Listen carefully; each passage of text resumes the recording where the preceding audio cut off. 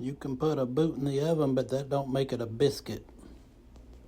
Hear me okay. Hope you had a good day. Hope you're having a good week. Hope you're having a good month. And so on and so forth. I just wanted to thank everybody who tuned in for episode 1. I guess this is episode 2. Eventually I'll have an intro professionally done with some really good shots of the country store.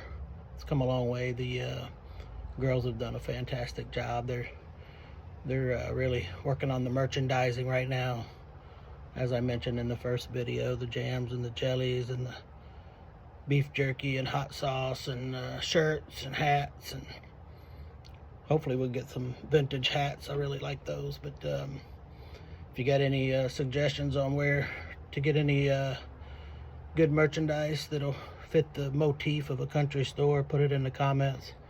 I really want to make the store a place that you'd want to come if you're in the area, and if you're not from the area, if you're ever down around Tampa, that you'll want to stop in. So give us some ideas. Candles, I know that came up.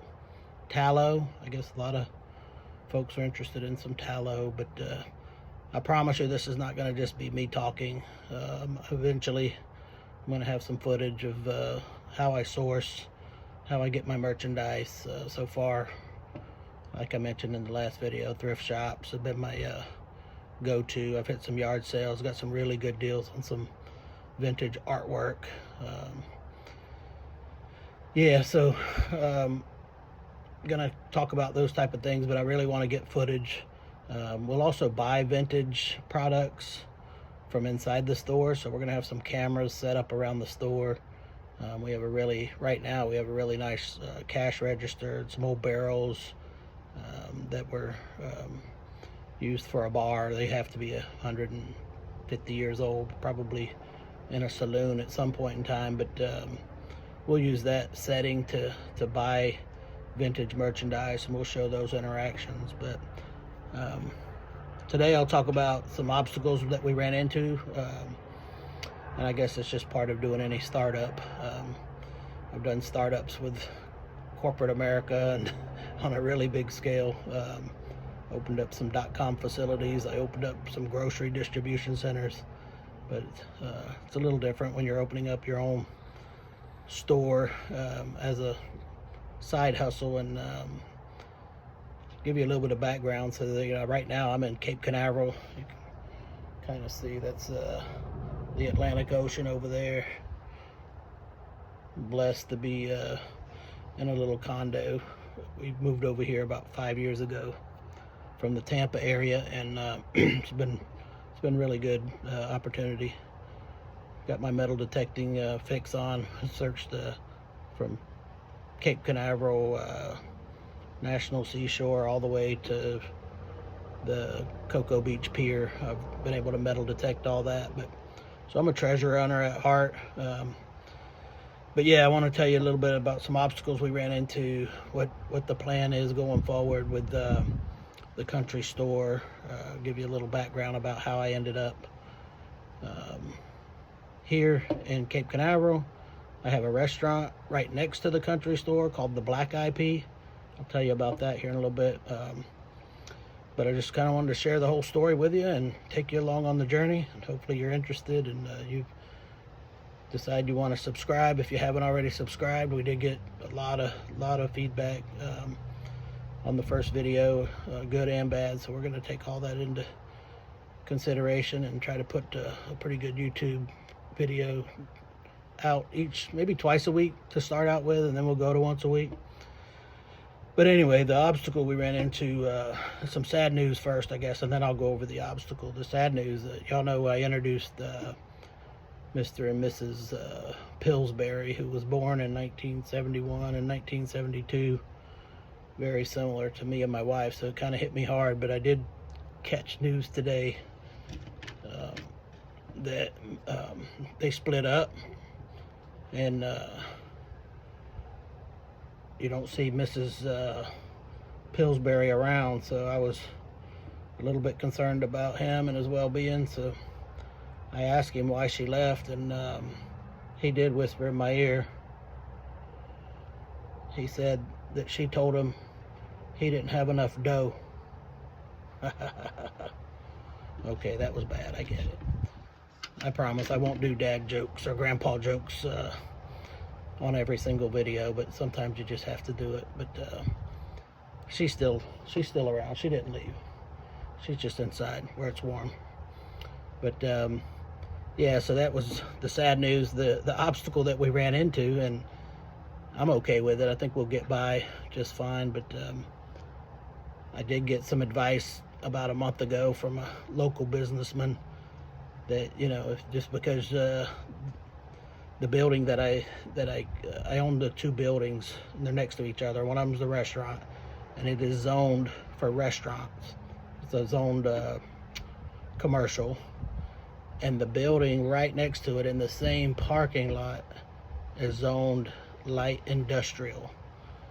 So apparently you can't open up a retail shop in a light industrial area. I mean, you can't sell stuff in a light industrial zoning area, but you can't, like if you had an auto shop in a light industrial area, you could sell belts and tires, but you can't sell clothing and merchandise and groceries and stuff like that. So I got to get it rezoned.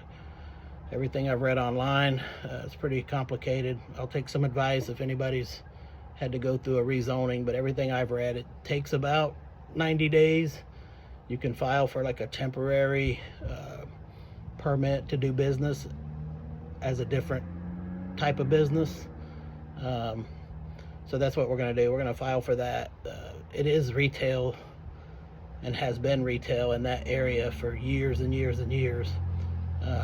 Not sure why anybody would have zoned it industrial, but apparently they did. So I'm going to try to get that switched so we won't have any issues later on. I'm going to put some money into the shop.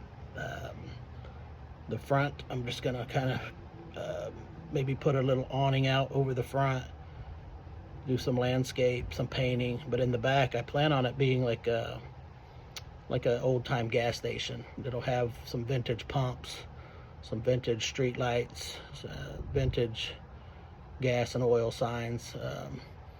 And the back is kind of part of the parking lot, but it's very visible for the restaurant, so I think it'll be aesthetically pleasing.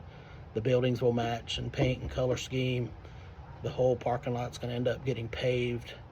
If you're from Dade City, that's where the Black IP is at right now, and that's where we came up with the name, Mrs. P's Country Store. So Mrs. P was the logo for the Black IP, and that business was started by my dad and Tommy Johnson, local businessmen, and so they did a good job with the restaurant. We're super proud to have been able to get the restaurant and the buildings when we did about 3 years ago. We got those in a pretty good deal. So we're excited. We've been planning this for some time. We've got all the vintage that we want right now. We're going to continue to buy some because we know it's going to move pretty fast. We're starting an eBay store. That's also called Mrs. P's Country Store. We did list our first 42 items on Mrs. P's Country Store on eBay. So we got we're rolling out the eBay store. We're going to roll out the YouTube video. We're going to give you updates twice a week, and I'll show some videos here at the end. I'll show you kind of a video inside the store when it was empty. We emptied it out. It had drop down ceilings with the old ceiling tiles. We took all that out, repainted the roof, or the ceiling. We did have to put a new roof on after the hurricanes. Got the roof fixed on it. It's just been being used as the office for the Black IP where they run payroll. But we're really excited. May 1st is going to be our grand opening. One way or the other. Hopefully we'll be able to do it and have it completely zoned properly.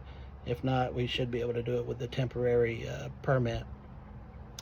But we're also going to do produce. I don't know if I shared that earlier. I know I talked about jams and jellies, but we're going to do fresh produce. We already do produce out in front of the restaurant.